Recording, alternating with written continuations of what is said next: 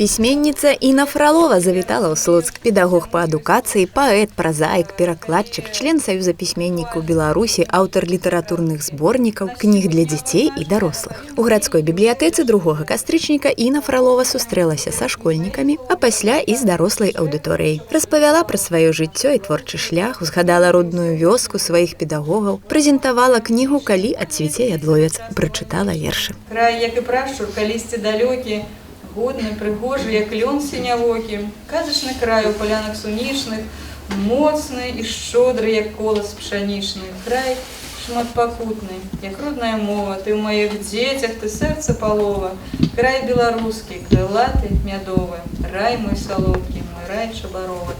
Кніжка празаічная выйшла так сапраўды, магчыма, упершыню. Да гэтага былі дзіцячыя празаічныя рэчы, для дарослых яна проста вельмі доўга стаяла ў чарзе, і я разумею, што ўсяму ёсць свой час. Калі актуальнасць гэтай кнігі вось якраз такі на сёння абазначана, яна павінна была выйсці ў гэты час. І ўсё здарылася, калі адцвіце ядловец, мне здаецца, што яна добрага фармату выйшла, таму што яе можна пакласці ўжо ночы радыкюль. І з вялікім задавальненнем кніжкі на кожную бібліятэку вось падару, на кожную раённую бібліятэку, каб яна была і ў вашых фондах. Вельмі спадзяюся, што вашаму чытачу яна прыйдзецца да густу.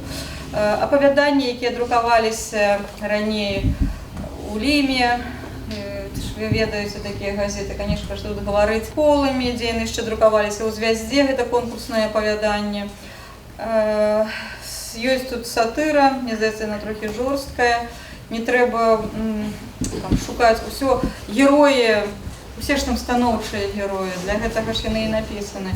Усё гэта я брала з сябе, перш за ўсё, не трэба вышукваць нейкіх адмоўных герояў. І, канешне, пэўная частка гэта вершы. Кніжка выходзіла да такой падзеі для мяне вельмі значнай і важнай.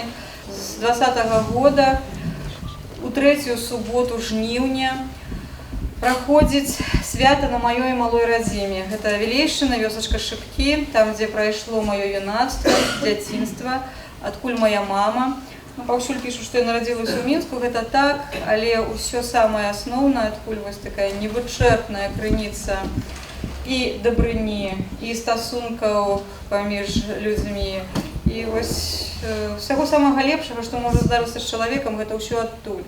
Гэта вось мае дзядуля, бабуля, гэта землякі, гэта тая прырода, гэта тая прыгажосць, усё з гэтай вёскі. Дык вось 3-й тыдзень, якраз такі спасаўскі тыдзень, праходзяць шубкоўскія плёсы.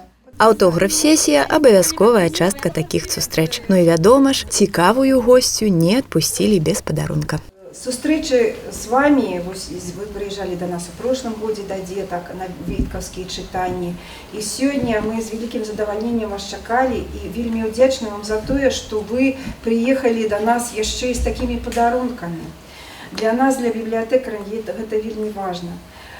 Поэтому жадаем вам, каб ваше сэрца заўсёды пылала любоўю, каханнем, каб у вашай душы заўсёды было добрае, светлае, тое, што вас зачароўвае. Каб вы шукалі і знаходзілі у звычайным незвычайнае. Хай у вашым жыцці ўсё атрымліваецца так, як вы хацеце. Дзякуй вялікі. Будзем заставацца добрымі сябрамі, у такой звязцы працаваць. Таму што гэта ўжо не высакапарна, але вось у вашых руках будучыня. Каго выхаваеце вы, дзякуючы тым кнігам, якія былі раней напісаны, якія пішуць зараз вось сучасныя аўтары. Так будзе жыць наша Беларусь.